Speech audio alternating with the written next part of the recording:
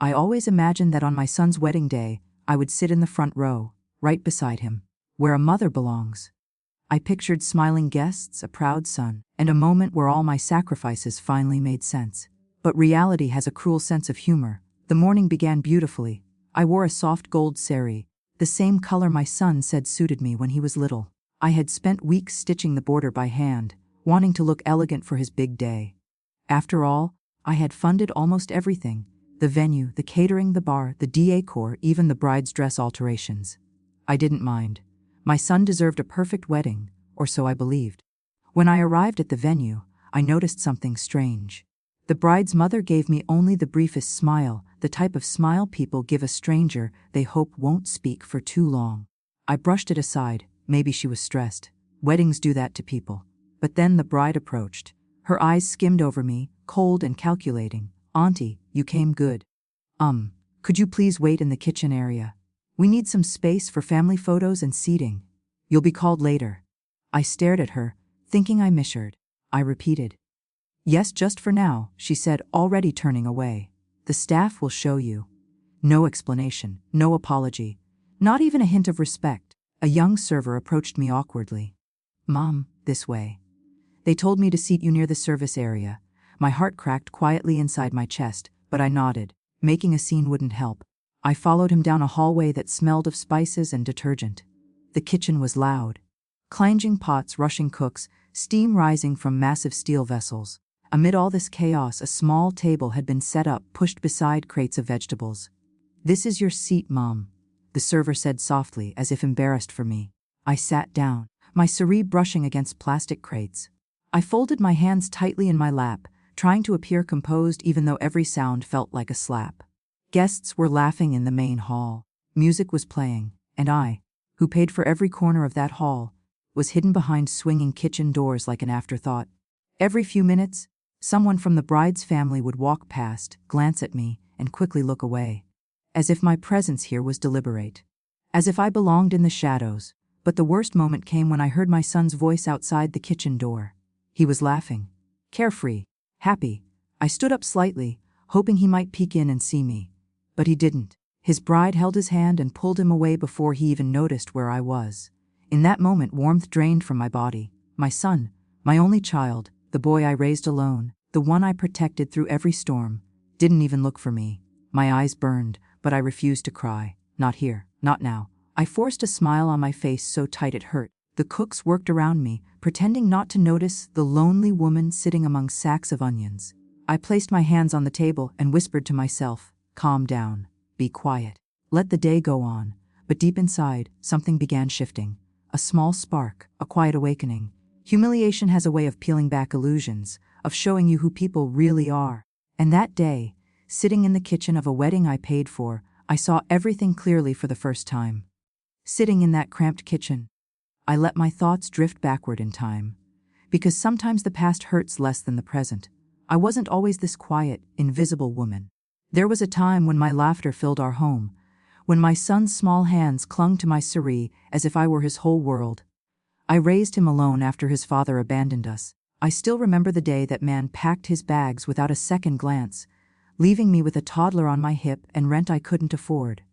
Back then, I worked 2 jobs, day shifts at a school canteen and night shifts at a tailor's shop. I stitched clothes until my fingers ached, but I never complained. Every rupee I earned, every hour I lost in sleep, I did for my boy. His education, his clothes, his dreams, they were all built on my exhaustion, and he knew it. As a child, he would kiss my forehead and say, "One day, Mama, I'll give you a big, big house. You won't need to work ever again." Children make promises with hearts too pure to understand how adulthood can change them. When he went to college, he met her, the bride. At first, I tried to welcome her, to support his happiness. I cooked for her, bought her gifts on festivals, helped her prepare for exams. She smiled politely, but there was always a thin layer of glass between us. She never truly let me in. Over the years, I began to notice small things, subtle shifts, little manipulations that I ignored because I didn't want to lose my son. She would make jokes about my simple clothes, my plain phone, my old-fashioned ways. She'd whisper to him when I entered the room. She'd comment on how dependent I seemed on him, even though I had lived independently long before she existed.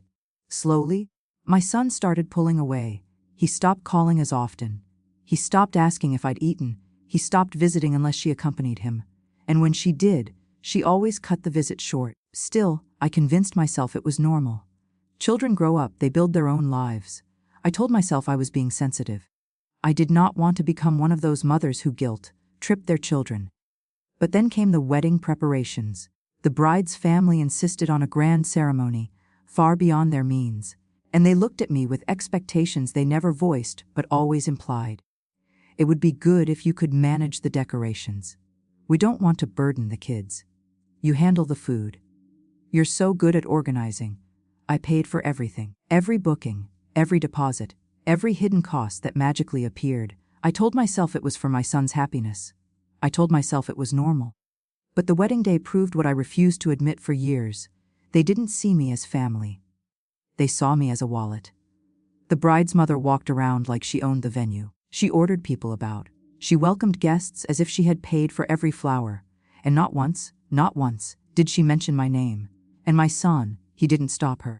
He didn't notice my absence in the hall. He didn't ask where I was. He didn't check on me. As the kitchen clock ticked loudly beside me, I let the memory settle like dust in my lungs. I had given everything: money, time, love, sacrifice. And in return, I had received a seat beside vegetable crates. Something inside me broke quietly. And in its place, a different version of me began to form. A woman who had spent her life giving and was finally ready to take something back. The kitchen was buzzing with noise, but inside me, everything had gone silent. That kind of silence where anger doesn't scream, it whispers. Calm, controlled, dangerous. I sat there for a long moment, letting humiliation settle on my skin like dust. Then I reached into my purse and pulled out my phone. My hands didn't shake. My breath didn't falter. I wasn't angry. I was awake. Every invoice, every contract, every bank transfer, all of it had my name on it. Because I paid for the wedding. Because I trusted people who smiled at me only when they needed something. Not anymore. I opened the first contact, the live band, Strings of Gold. They were playing loudly in the hall, the sound vibrating even through the kitchen walls. I dialed. Hello, everything okay? The band manager asked over the music. Yes, I said softly. Please stop playing after this song. Pack up and leave. Invoice will be cleared as per contract. There was a pause. You're sure? We were booked until midnight? I know, I replied. This wedding no longer requires your services. The manager agreed immediately. After all, I was the paying client. I hung up. A strange, warm satisfaction spread through me. Not cruel, not petty, just justified. The first stone of their perfect wedding had been pulled out. 5 minutes later the music stopped. I heard the sudden quiet in the hall, followed by confused murmurs. The bride's mother's shrill voice carried all the way to the kitchen. Why did the music stop? What is happening? Someone fix this? I smiled. To myself, not to anyone else. One thread cut. Next, I opened the contract for the flower company. The beautiful roses and orchids decorating the hall. Paid in advance. Delivery refundable if cancelled before the event ended. I dialed. Hello, Mom, the florist said. We hope the arrangements are up to your expectations. They are lovely, I replied. Please send your team to collect everything immediately. Collect. Now. Yes, I said, voice steady. Take it all back. Cancel the service. You will still receive your payment. Another pause. It will cause disruption. That is fine. And I hung up. Within 15 minutes I heard gas from the hall as workers began removing entire floral pillars, bouquets, table pieces, everything. A woman ran past the kitchen door in panic yelling, "They're removing the flowers! Somebody stop them!" I didn't lift my head. I simply scrolled to the next number. The open bar service, Blue Mist Caterers. I dialed. Close the bar, I said before they even greeted me. What, right now? Mom. The bartender's manager asked. Yes, lock it. No more drinks. The bar is closed for the night. But the groom's family. I am the client. I cut in. Another thread snapped. Moments later, chaos erupted. Guests argued with staff. Young men demanded drinks. People complained about the sudden shutdown. The bride's family blamed the venue. The venue blamed the vendors. The vendors insisted the client, me, ordered it. From the kitchen doorway, I leaned just enough to see the bride standing in the middle of the hall, her face burning red with anger and fear. She was snapping at everyone. shouting that nothing was going right, that people were ruining her wedding. I watched her meltdown with a calm so deep I didn't recognize myself anymore. And then I saw my son. He looked stressed, confused, embarrassed. He asked the staff what was happening. He asked his bride why things were falling apart. He ran around trying to control the chaos like a man who built a house on someone else's money and someone else's patience. Still, not once, not even once, did he think to check on me. So I quietly stepped back into the kitchen. The world outside was falling apart, but inside me, I felt lighter, freer, stronger. For the first time in years, I wasn't being used. I was taking control, and this was only the beginning. The commotion in the hall grew louder, thick with confusion, panic, and embarrassment. But inside me, there was only quiet determination, a stillness I hadn't felt in years. Not since before life had worn me down, before sacrifices had swallowed my identity. I stood from the little metal chair in the kitchen. The cooks paused, watching me with a kind of sympathy that made me lift my chin higher. I smoothed my sari, adjusted the palu, and inhaled deeply. If they wanted to treat me like a servant, then they would see just how powerful a servant could be.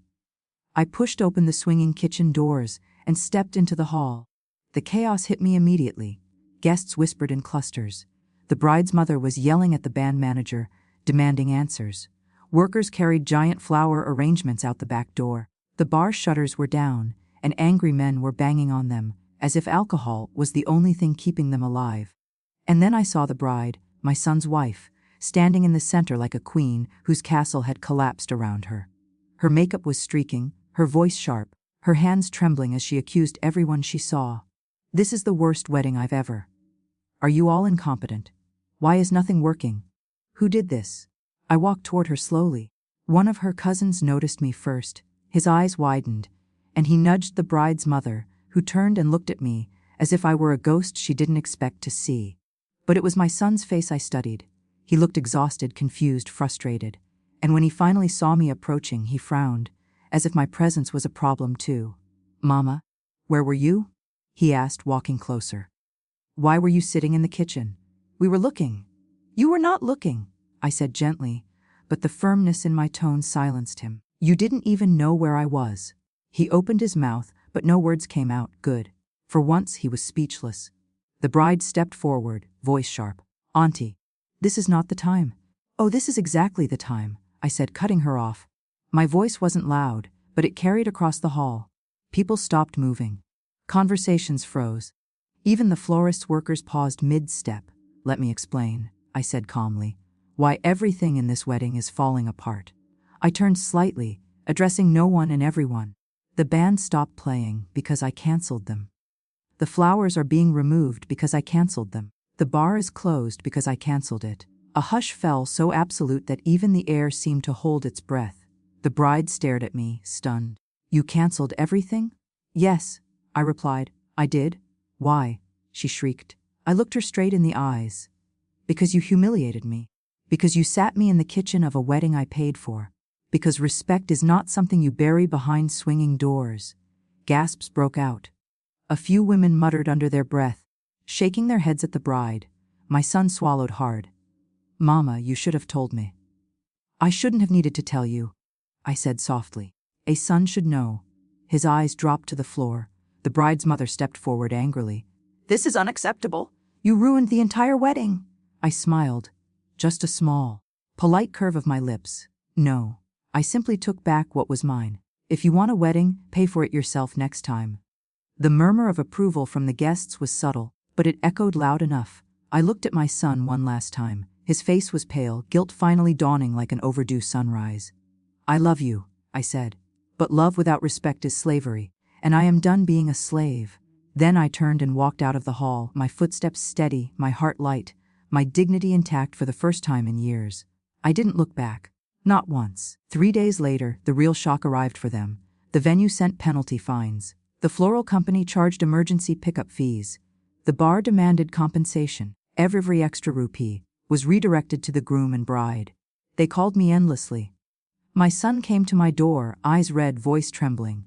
"Mama, please talk to me. Please forgive us." I opened the door only halfway.